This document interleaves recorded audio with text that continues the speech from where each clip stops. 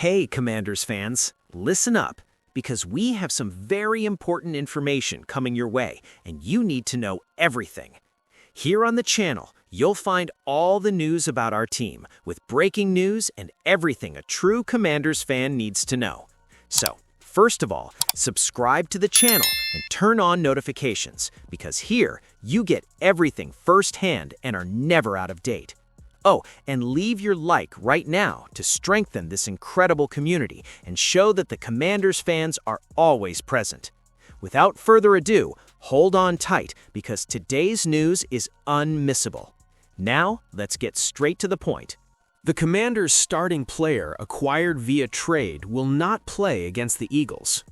The Washington Commanders are playing short-handed against the Philadelphia Eagles. The Washington Commanders are missing several key players for their Week 16 matchup against the Philadelphia Eagles. One of the players added to the injured list is tackle Laramie Tunsil, who is dealing with an oblique muscle injury and will miss the game against the Eagles. Yes, so Laramie suffered an oblique muscle strain and is out. He tried to practice yesterday, but he's not yet in condition. We hope to have him back for the next game, but not for this one, said Commanders coach Dan Quinn. Laramie Tunsil will be out this weekend due to a muscle strain in the abdominal region, says Commanders coach Dan Quinn. Tunsil out against the Eagles. The Commanders signed Tunsil to play in games like this, but that won't be possible due to an injury. Tunsil has been incredible for the Commanders this season, serving as the team's best offensive lineman. With him off the field, the Commanders will turn to second-year player Brandon Coleman.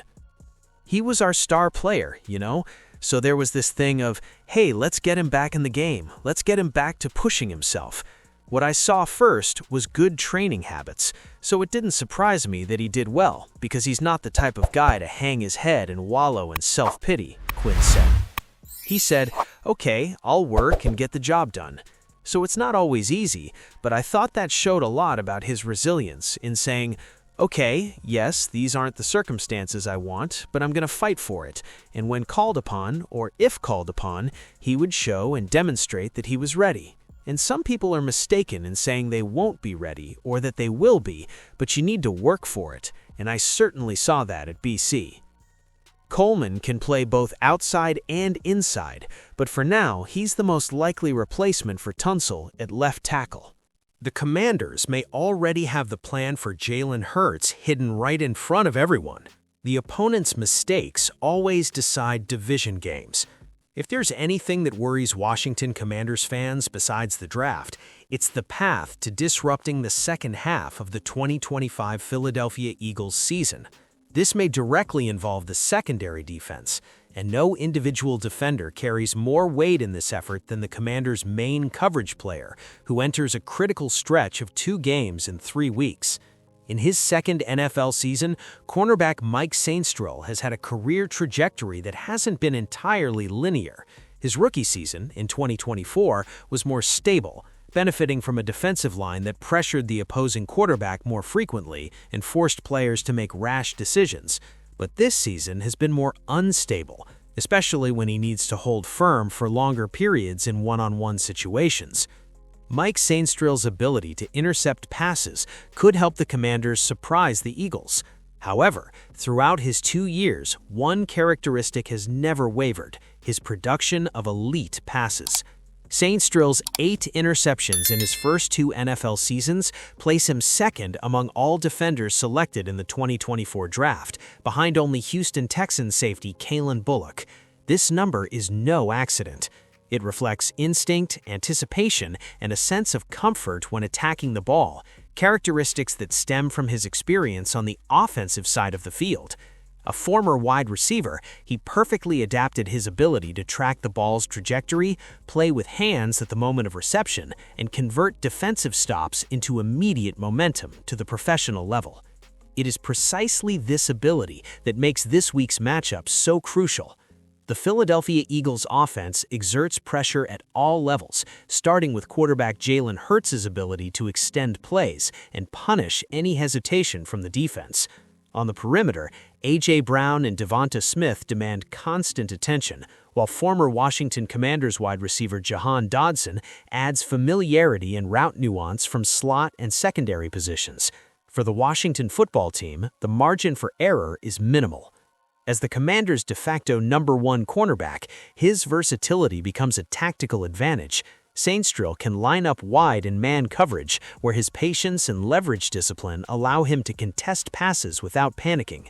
He can also operate in zone formations, advancing with precision and confidence when Hurts attempts to exploit intermediate spaces. The Commanders can't ignore the signs piling up around the potential bombshell release. Adam Peters completely messed up his draft picks for the edge rusher position during the preseason. Washington Commanders fans were deeply concerned that the general manager hadn't done enough to strengthen that crucial area of the field. While injuries can be used as an excuse, they were right. When Von Miller is the player with the most sacks at this late stage of his career, that's a problem of epic proportions. That needs to change next spring. Peters needs to find players who can generate consistent pressure, and there's a situation developing in the league that deserves his full attention. The Commanders should closely monitor the developing situation between Rashawn Gary and the Packers. According to a respected source within the team, there's a situation unfolding between the Green Bay Packers and defensive end Rashawn Gary. Matt Schneidman of The Athletic suggested a scenario where the NFC North team could try to part ways with their 2019 first-round pick this offseason, especially if a teammate proves his worth in the last 3 games and potentially in the playoffs. And if that scenario materializes, the Commanders should be among the first to call and see what it would take to bring the defensive star to the franchise. LaFleur said earlier this season that Gary was never a player who played much on the field. He makes $24 million a year. That's alarming. You could partially overlook periods of inefficiency in the past because he was the main player that worried teams, but there's no excuse now, given how much teams are investing in Parsons. I wouldn't be surprised if Gary was even waived to free up salary cap space. Doing so before June 1st would free up about $11 million, according to Over the Cap. But that might require Lucas Van Ness to show some sign of being a worthy #2 pass rusher. Gary has never reached 10 digits in career sacks, but he's been practically guarded by 2 players since entering the league, and considering Washington's contract options for next season, he would be an immediate upgrade over any player they have currently. There is, however, a hurdle. The Packers suffered a devastating blow when All-Pro Micah Parsons tore his ACL against the Denver Broncos, which could result in his absence for the first half of 2026 season, or even longer. This critical setback could prolong Gary's stay in Green Bay, leaving the Commanders and other teams in the league in trouble. If Peters hasn't realized this yet, he never will. But fortunately for the Commanders, he remains a good personnel evaluator, even if things have gotten out of control this season.